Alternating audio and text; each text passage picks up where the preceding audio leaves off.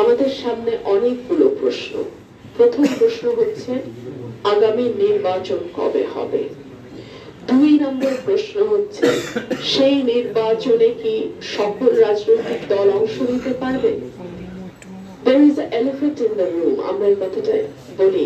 অর্থ হচ্ছে যে ঘরের মধ্যে একটা বিরাট কিছু সত্য সামনে এসে দাঁড়িয়ে আছে, কিন্তু আমরা সকলেই চেষ্টা করছি as if সত্যটা নাই এরকম একটা ভান করার। না, সত্যটাকে আসলে সত্য বলেই আমাদের স্বীকার করে আগাতে হবে। আওয়ামী লীগকে কি নির্বাচনে আনা হবে? আওয়ামী লীগকে নির্বাচন করবে?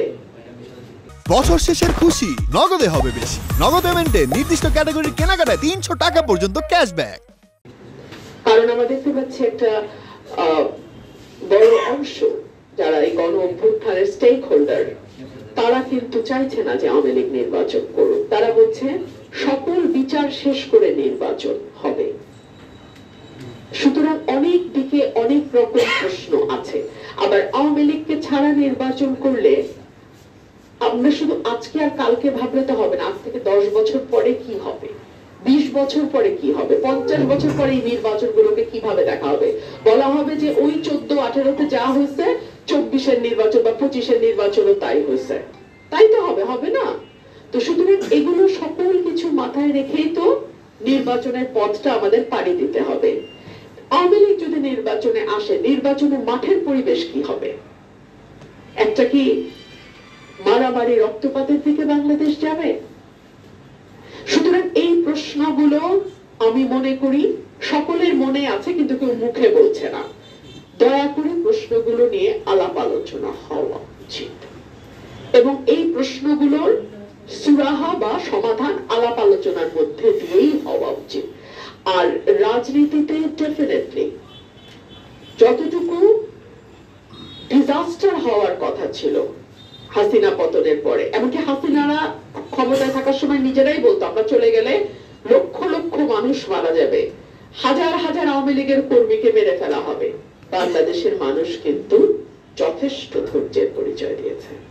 বাংলাদেশের মানুষ কিন্তু সেইভাবে, যেইভাবে ওবায়দুল কাদের বলতো যে কাউকে খুঁজে পাওয়া যাবে না, সবাইকে মেরে ফেলবে, সেরকম অবস্থা বাংলাদেশে হয় নাই। বাংলাদেশের মানুষ যথেষ্ট ধৈর্য, সহিষ্ণুতা এবং সহমতের ব্যাপারে তারা যথেষ্ট পরিমাণ ধৈর্যের পরিচয় দিয়েছে। তো সেই জায়গা থেকে আমরা আশাবাদী হতেই পারি। তবে এইটুকুই বলবো যে একটা বিভাজনের রাজনীতি, একটা নির্মূলের রাজনীতির মধ্যে বাংলাদেশ গত 15 বছর ছিল। স্বাধীনতার পক্ষের শক্তি, বিপক্ষের শক্তি, মুক্তিযুদ্ধের পক্ষ বিপক্ষ, পাকিস্তান প্রেমী, ভারত প্রেমী ইত্যাদি ইত্যাদি ইত্যাদি নানান ভাবে বাংলাদেশের মানুষকে শার্পলি ডিভাইডেড, খুব খুব শক্তভাবে তাদেরকে বিভাজিত করে রাখা হয়েছিল। সেই জায়গা থেকে আমি মনে করি একটা উত্তরণ ঘটতে চলেছে এবং আমি আশা করবো, আমি সকলের প্রতি আমার বিনীত অনুরোধ থাকবে, জাতি ধর্ম বর্ণ গোত্র নির্বিশেষে বাংলাদেশটা যেন সকলের হয়। আমরা যেন বাংলাদেশ পন্থী হই। আমি এক দল করি, আপনি ভিন্ন দল করেন, আরেকজন হয়তো আরেক দল করে, তাতে কিছু যায় আসে না ভাই।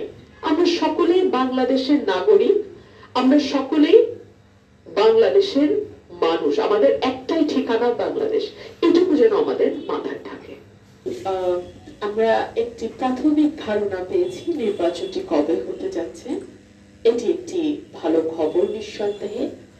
তবে আমরা আরো বেশি আনন্দিত হতাম এবং আশ্বস্ত হতাম, দেশের মানুষও আশ্বস্ত হতো, ঠিক রোড ম্যাপটি কি হতে পারে, কবের মধ্যে তারা নির্বাচন নিয়ে ভাবছে, এটি যদি তারা আরেকটু পরিষ্কার করত, তাহলে আমার মনে হয় দেশের মানুষ আরো অনেক বেশি আশ্বস্ত হতো।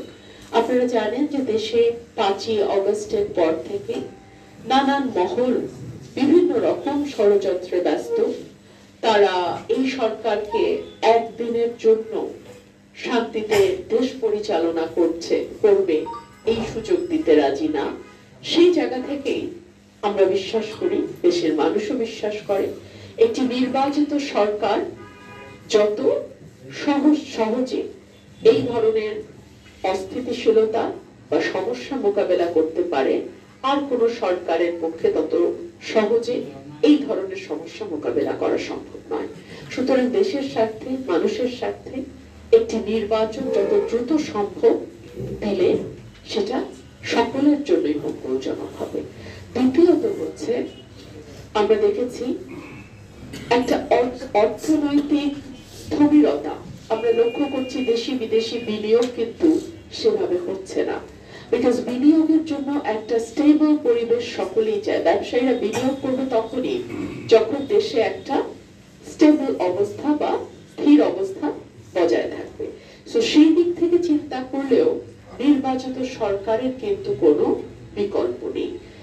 সুতরাং আমরা আশা করব এই অন্তর্বর্তীকালীন সরকার আমাদেরকে একটি রোড ম্যাপ দেবে, কি কি সংস্কার তারা কতদিনের মধ্যে সম্পন্ন করে মানুষের ক্ষমতা মানুষের হাতে ফিরিয়ে দেবে, এটা আমাদের একটি প্রত্যাশা।